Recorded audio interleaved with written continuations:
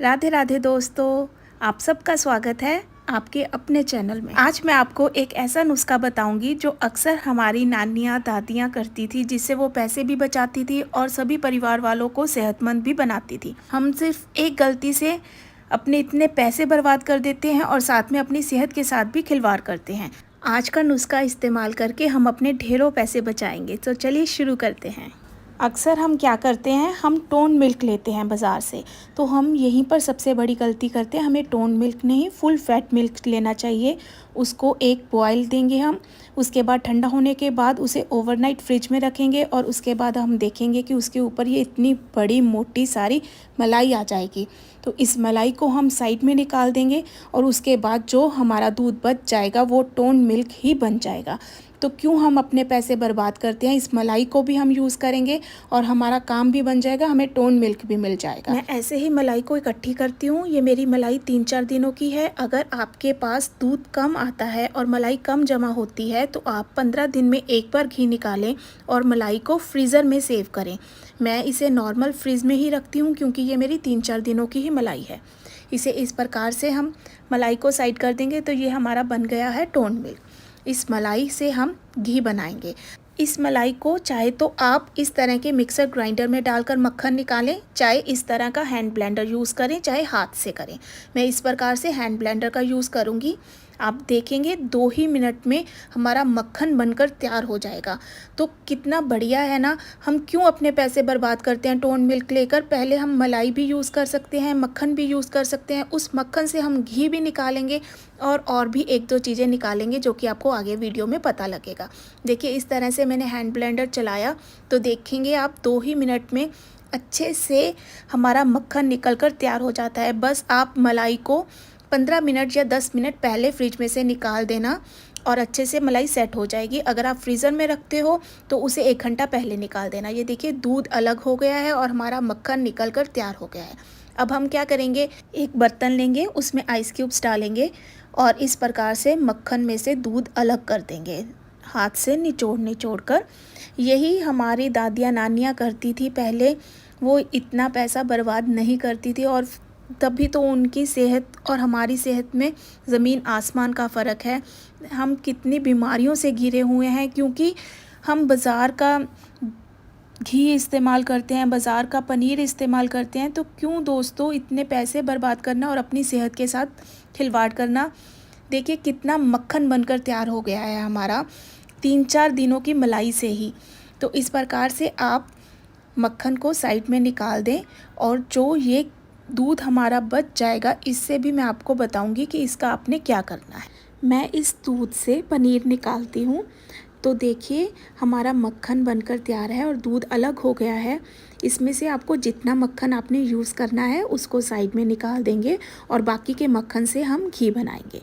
मैं इस प्रकार से एक बाउल में अलग से मक्खन निकाल कर रख देती हूँ और बाकी का घी निकालूंगी। अब हम क्या करेंगे, ये जो दूध बचा हुआ है इसको गर्म करेंगे और इसमें थोड़ा सा दूध और ऐड करके इससे पनीर निकालेंगे और इसमें ऐड कर देंगे नींबू का रस, जिससे दूध फट जाएगा आसानी से और हमारा पनीर बहुत ही सॉफ्ट और बढ़िया बनकर तैयार होगा।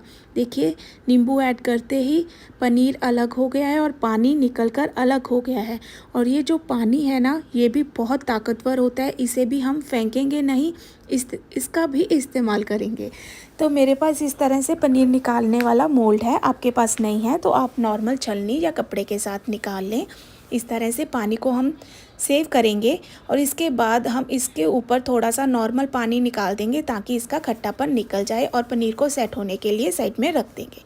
अब जो ये बचा हुआ हमारा पानी है ना, इससे हम क्या करेंगे, आप कोई भी सब्जी में ऐड करें इसे या आटा गूंदें। मैं इसे आटा गूंद लेती हूँ कई बार, या कई बार सब्जी में इस्तेमाल कर लेती हूँ। बहुत ताकतवर होता है ये, इसको बिल्कुल भी फेंकना नहीं चाहिए। हमारा आटा भी बहुत सॉफ्ट बनकर तैयार होता है, बहुत बढ़िया रोटी बनती है इस आटे से। तो अब हम क्या करेंगे, हमारा जो मक्खन है उसको एक मोटे तले की कढ़ाई में डाल देंगे और इसको गर्म होने के लिए रख देंगे। गर्म होते ही आप देखेंगे ये पिघलना स्टार्ट हो जाएगा और बहुत ही आसानी से, बहुत ही जल्दी हमारा घी बनकर तैयार हो जाएगा। घर का घी बना हुआ सबसे बेस्ट होता है, बिना मिलावट का होता है। थोड़े ही टाइम में आप देखेंगे घी बनना स्टार्ट हो गया है। बस इसको बीच बीच में आप चलाते रहना और इसे मीडियम फ्लेम पर पकाना। देखिए हमारा घी बनना स्टार्ट हो गया है। इसे आप तेज़ फ्लेम पर बिल्कुल मत पकाना, मीडियम फ्लेम पर पकाना और बीच बीच में चलाते रहना, तभी अच्छा घी बनकर तैयार होगा। नहीं तो हमारा घी लाल लाल बन जाएगा, अच्छा नहीं बनेगा। और जैसे ही आपको लगे कि घी बनकर तैयार है, पूरा घी और मावा दोनों अलग अलग हो गए हैं, दैट मीन्स हमारा घी बनकर तैयार है। इसको मैं डबल छलनी के साथ छान लूँगी। हमारा घी बनकर तैयार है, बहुत ही बढ़िया घी बनता है। और ये जो मावा है इसे भी हम फेंकेंगे नहीं, इसे भी हम इस्तेमाल करेंगे।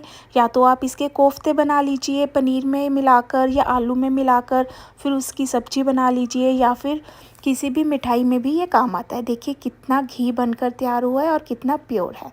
इसे मैं एक बाउल में निकाल लूँगी ये मावा को। ये भी बहुत सॉफ्ट और बहुत बढ़िया बनता है। इसका आप मिल्क केक बना सकते हो, कोई भी मिठाई में यूज़ कर सकते हो या कोई भी सब्जी में भी यूज़ कर सकते हो, ग्रेवी में भी यूज़ कर सकते हो सब्जी की। और जो कढ़ाई जिसमें हमने घी निकाला था, इसमें आप पानी डाल दीजिए और इसे गर्म करने के लिए रख दीजिए। जब ये अच्छे से बॉयल हो जाएगा तो हमारी कढ़ाई अच्छे से साफ़ हो जाएगी। घबराने की बात नहीं है, बहुत ईज़िली साफ़ हो जाती है। ठंडा होने के बाद ही हम इसे कांच के बर्तन में ट्रांसफ़र करेंगे और हमारा घी, मक्खन, मावा और पनीर बनकर तैयार है। 4 चीज़ें बनाई हैं हमने एक मलाई से। आप यकीन कर सकते हो कि हमने कितना पैसा सेव किया है और कितनी हेल्दी चीज़ें बनाकर तैयार की हैं। तो दोस्तों आज से टोन मिल्क नहीं, फुल फैट मिल्क ही लीजिए और अपने ढेरों पैसे बचाइए और ढेरों चीज़ें बनाकर तैयार कीजिए। और मेरी वीडियो अच्छी लगी तो मेरे चैनल को सब्सक्राइब कीजिए, मुझे सपोर्ट कीजिए। Thank you very much.